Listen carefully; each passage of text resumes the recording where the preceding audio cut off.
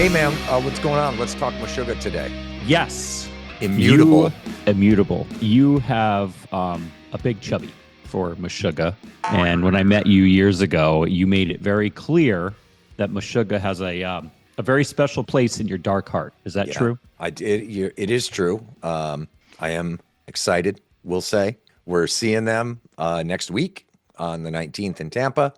Immutable, the Indelible Edition, is out. And they are a powerhouse juggernaut progressive metal band, and they turn all my wheels at just the right speed. So my first experience with them was Destroy, Erase, Improve. We got at WWLR and in Lyndonville, Vermont, we got tons of that record to give away. We played it. Future Breed Machine was the song that we were playing the heck out of, and the record label was pushing.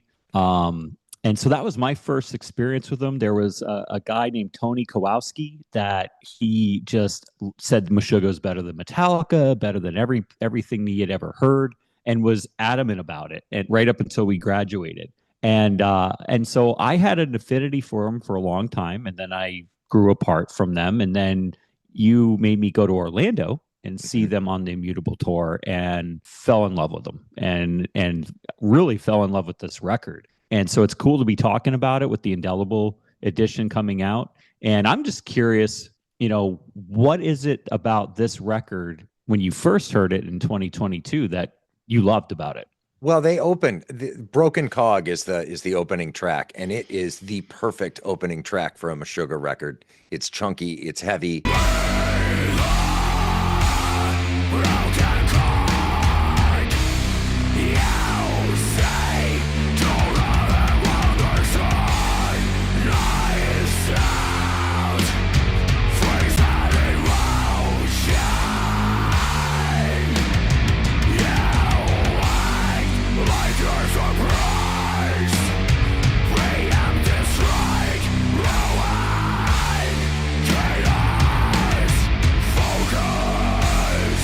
Jens Kidman's vocals are astonishing on it. He's, I have always, like, a lot of the death growl kind of vocals in really heavy modern stuff, they're tough to get my head around, or they were tough to get my head around. I feel better now, having been in that realm of vocal styling for a couple of years. But at first, man, it made me giggle because I don't know if I was embarrassed. It was just like they were this strange singing style.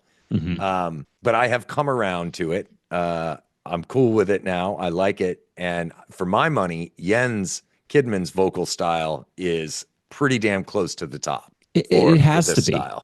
Yeah, it has to be. And, he has largely been a voice for, a couple generations now. I mean, they've been doing this for a while, and he has been barking around the globe for a long time. And if you ever want to think about what a demon crawling out of hell would sound like singing a song, it's him. It's Jens. Yeah.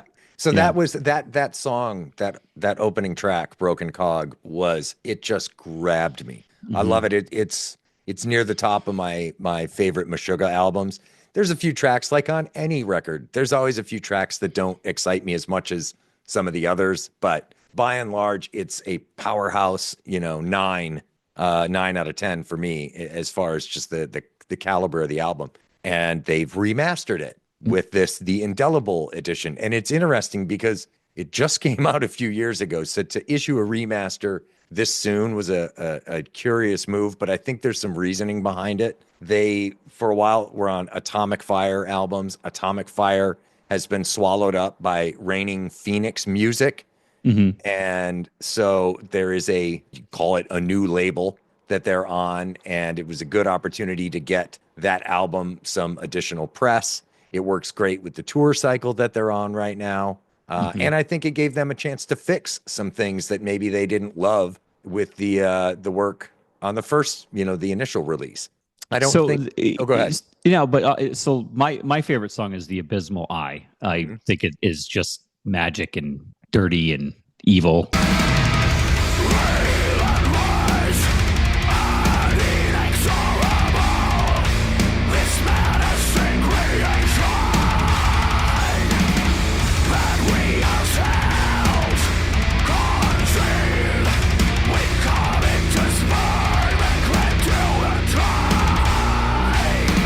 I've gone back and forth. I listened to the original and I listened to the new one, and my sophomoric simpleton ears can't hear the difference.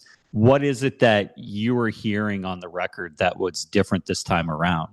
Well, this is a remastered edition, and I think maybe a little clarification between like a remixed album and a remastering album is in order. Typically, a remastered album is where they'll take the mix from the first record and they'll run it through a series of different processors, processing the tracks as a whole. They're not going through and adjusting, higher drums here, higher bass there, that kind of thing.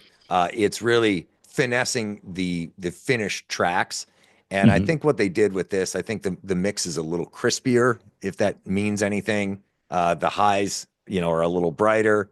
I think they widened the stereo field a little bit. So the instruments all have a little bit more room to breathe. And a lot of it's perception thing, but it's not a massively different mastering, bit of work than the original. It's not huge difference. It's not night and day. Well, the artwork's different, which is cool. But for those that are out there, the negative Nancys of the world, like, it's a goddamn money grab, and you're doing another one here. Is it worth it to go get another version of this on vinyl?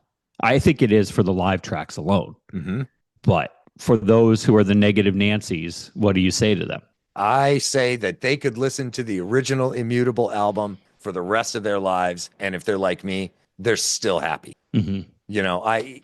I'll take either version. I like having the 3 live tracks. They put Kaleidoscope, Ligature Marks, and God He Sees in Mirrors live versions from the 2022-23 tour. The difference between the two records is not so huge that if this remaster didn't happen, I'd still be happy listening to the original. It wouldn't break my heart at all. For those who love the sound of vinyl, and I've got a pretty sick Fisher vinyl setup, I can tell you with absolute certainty that the difference between, and I'm certain of this, and I don't have a vinyl version of the Indelible version yet. But Ligature Marks live made me want to do steroids and like see if I could run through a wall. And it got me fired up. And if you're a fan of the band, you kind of got to get this, whether you do it on digital, but I'm telling you, on vinyl, it's going to shake. The room you will feel like Meshuggah is in your home. And if you have neighbors, it'll piss them off in the best way possible. Or it will endear you to them, depending on your neighbors. My neighbors are listening to loud music, whether they like it or not. Yeah, it is. The overall album is a little brighter, I think. The lows are a little deeper. The toms really stand out on Thomas Hockey's drums. So I think it's a worthwhile expenditure to get it. If you're a fan at all, you're probably going to get it anyway. And if you've never bought a Meshuggah album, I think you can't lose going with the old one or the new one, but I'd go to the new one. Again, you get 3 live tracks, which are really, really solid recordings and illustrates what they're able to do live, which is great. I also would have called out Frederick Thorndahl for being a robot, possibly an alien, not of this planet. When you see him live and you listen closely to what he's playing, it's rhythmic. They call it polyrhythms, I believe. Is that the right term? Yeah, that's what the band is playing, a lot of polyrhythms. Yeah. Yeah, and you watch him and you watch his body movements to the beat and the rhythms of what they're playing. It's abnormal and eerie, but in a really cool way. Well, there was not another stage presence like Frederick when you watch him live. I mean, that dude is in the zone. Yeah, all of them are. I mean, they're fairly statuesque up on stage. They're not a band that runs around, jumping off PA speakers and stuff. Yeah. They take their position and just fucking, destroy the audience with like mechanical precision. They are so good live.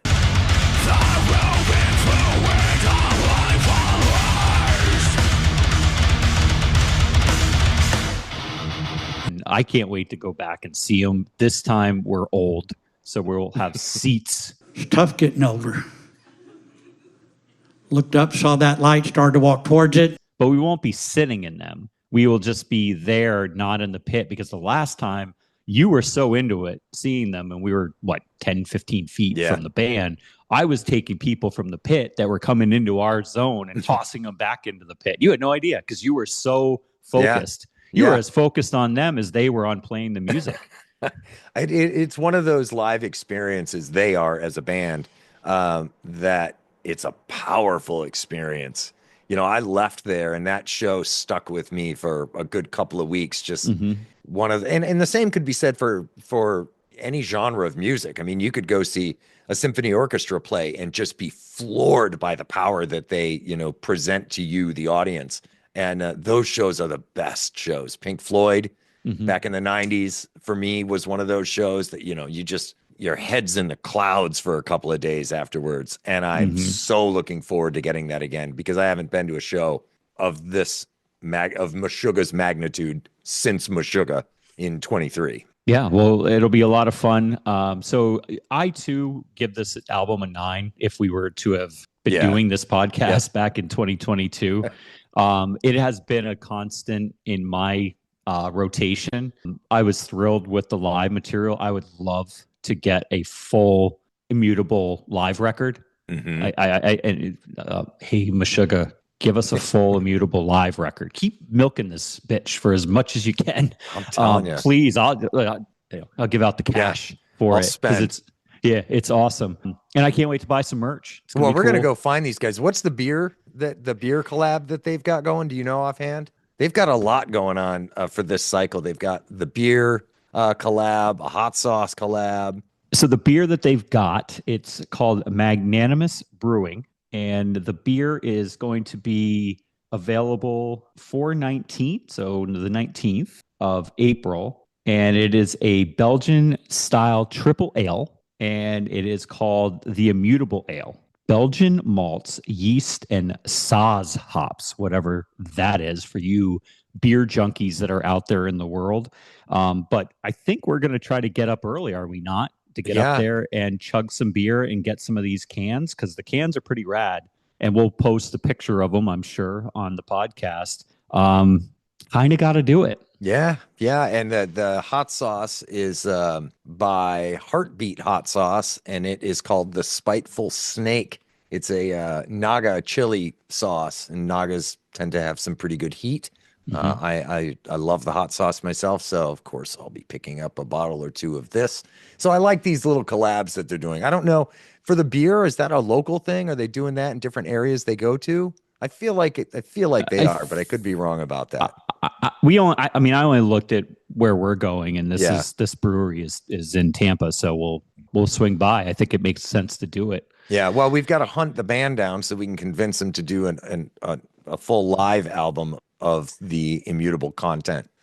I kind of want to do a dissection of Frederick, if we could, on that podcast, and see if he's got any robot parts in him, or if he's got like 4 hearts and 26 penises, and he's an alien. I mean, he could be an alien. I don't know. I'm telling you, they all could be. They are good likelihood that they are all not of this earth. Yeah. Well, we'll know when we get there if they're eating earthworms out of the ground and are very confused. Then we'll know the answer to that.